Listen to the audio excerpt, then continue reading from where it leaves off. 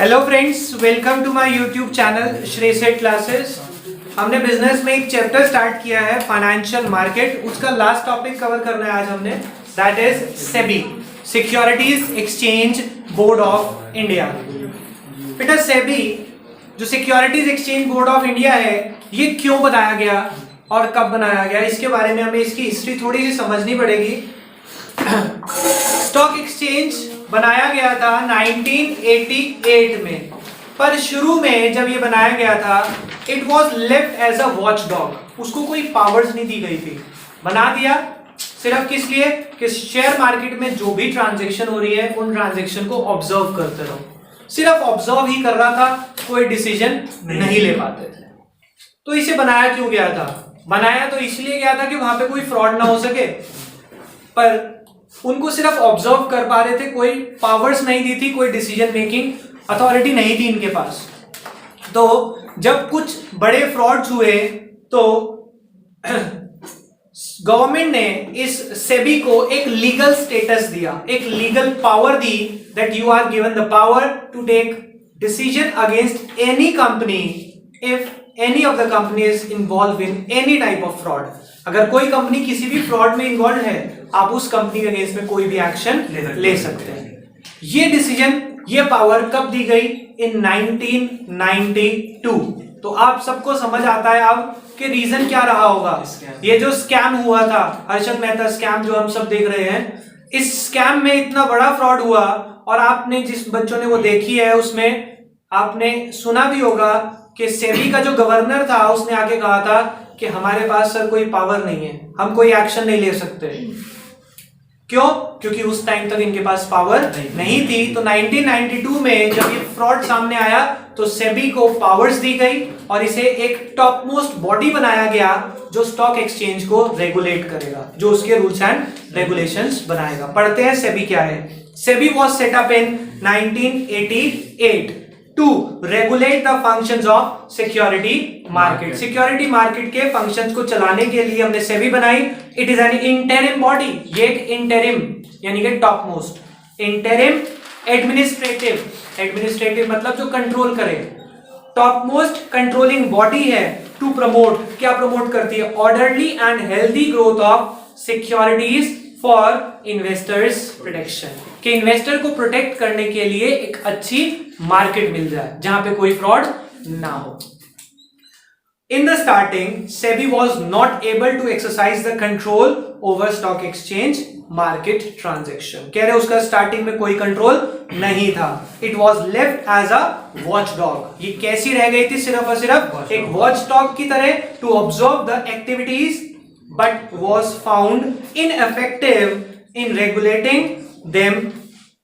लेकिन वो इनइफेक्टिव थी उनको रेगुलेट करने में, रेगुलेट मतलब उनके रूल्स बनाने में। एज अ रिजल्ट, जिस वजह से इन May 30, 1992 SEBI was granted a legal status, जिस वजह से उसको लीगल स्टेटस मिला। कब? 1992 May 30। समझ आ गई बात? रीजन आप सबको अब पता है कि लीगल स्टेटस क्यों दिया गया था, because of the scam. Next, reason for establishment of SEBI. देखो बेटा ध्यान से समझना, सेबी को बनाने का रीजन क्या था?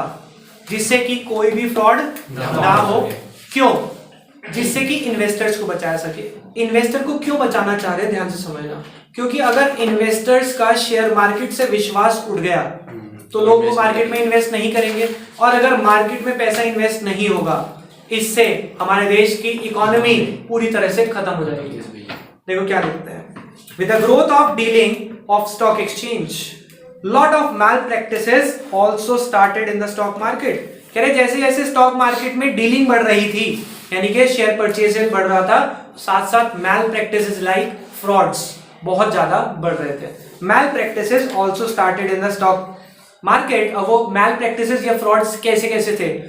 such as price rigging, comma, delay in delivery of shares, comma, violations of rules and regulation।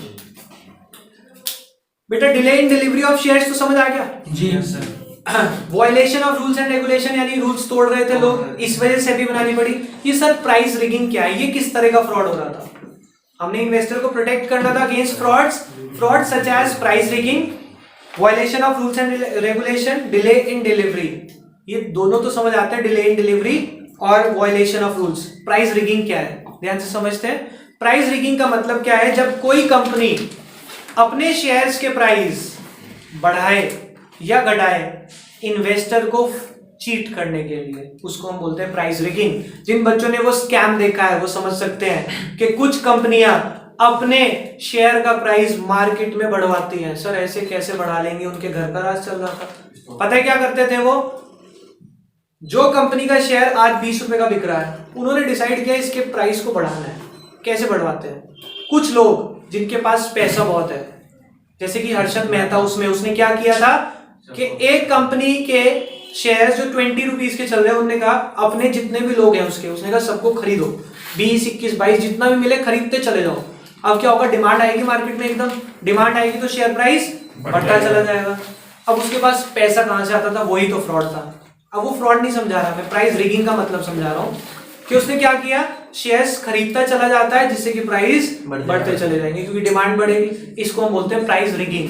Actual में प्राइस बढ़ने का कारण क्या होना चाहिए, जब वो कंपनी ग्रोथ कर रही है या उस कंपनी के कोई अच्छे प्रोजेक्ट्स आ रहे हैं तब तो ग्रोथ हो, तब शेयर का प्राइस बढ़े, समझ आता है। पर जब कोई फेक प्राइस बढ़ा रहा है जिससे कि वो अपनी कंपनी का फायदा करा सके, उसको हम बोलते हैं प्राइस रिगिंग। ये प्राइस रिगिंग अलाउड नहीं है, इसीलिए सेबी बनाई गई थी कि इस तरह के फ्रॉड ना हो सके। Full stop.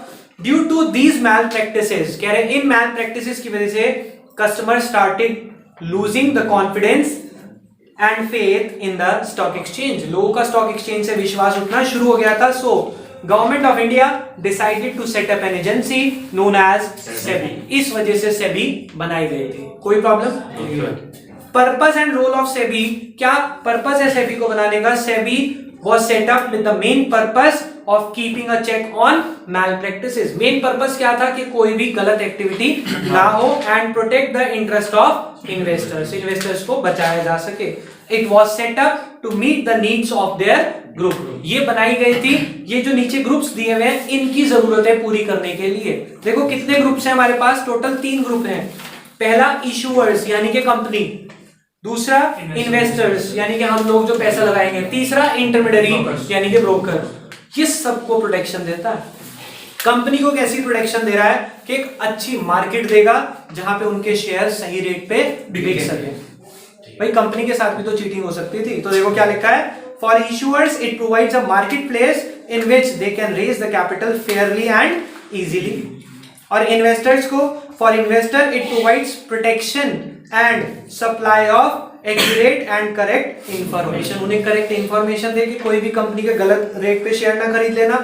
और इंटरमीडियरीज को क्या फायदा पहुंचाता है ये, to provides competitive and professional market. एक ऐसी मार्केट जहां पे कंपटीशन है। क्यों, आप खुद सोचे, जहां पे ऐसी मार्केट होगी जहां पे कंपटीशन नहीं होगा, क्या वहां पे ब्रोकर की जरूरत पड़ेगी? मतलब खरीदने वाले 1-2 हैं, बेचने वाले 1-2 हैं, कंपटीशन है नहीं, तो क्या वहां ब्रोकर का कोई काम होगा? ब्रोकर की जरूरत कहां पड़ती है? जहां कंपटीशन होता है। तो इसीलिए सेबी इंश्योर करता है कि एक स्टॉक मार्केट को कॉम्पिटिटिव मार्केट बनाए जहां पे शेयर का प्राइस बार बार फ्लक्चुएट होता है। क्लियर हो गई बात? 3 लोगों को protection the, issuers, investors and intermediaries. यही ऑब्जेक्टिव है सेबी के। ये ऑब्जेक्टिव करके हम क्लास को यहीं पे एंड अप करेंगे आज।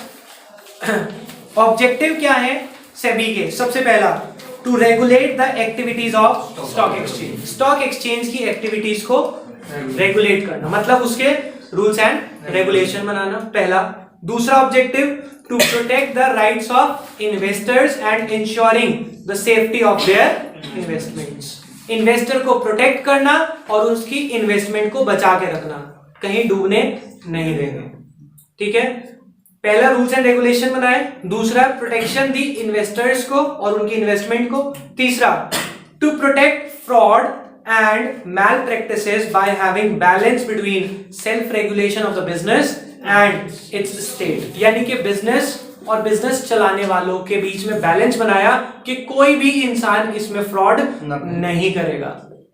ठीक है, protection against fraud bye maintaining balance between business and its state. ठीक है, बिजनेस और बिजनेस को चलाने वाले, उनके बीच में बैलेंस बनाया। Last point, to regulate and develop, rules बनाएंगे भी और कंडक्ट भी कराएंगे। क्या?